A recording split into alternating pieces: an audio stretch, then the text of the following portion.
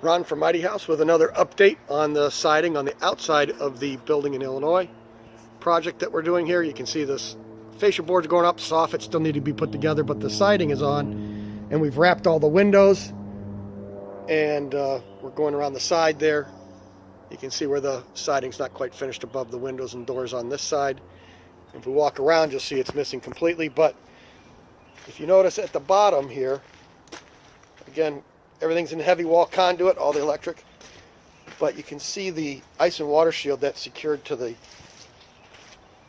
foundation, and these boards, everything's wrapped over there so that anything that starts to leak, it will all come out on top of the foundation versus going in.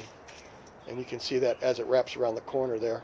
And the windows, everything's taped and sealed, and it should stay pretty tight. So as this comes together, I'll get a patio here and steps to get out. So that's a quick update on the exterior, and we'll talk to you soon.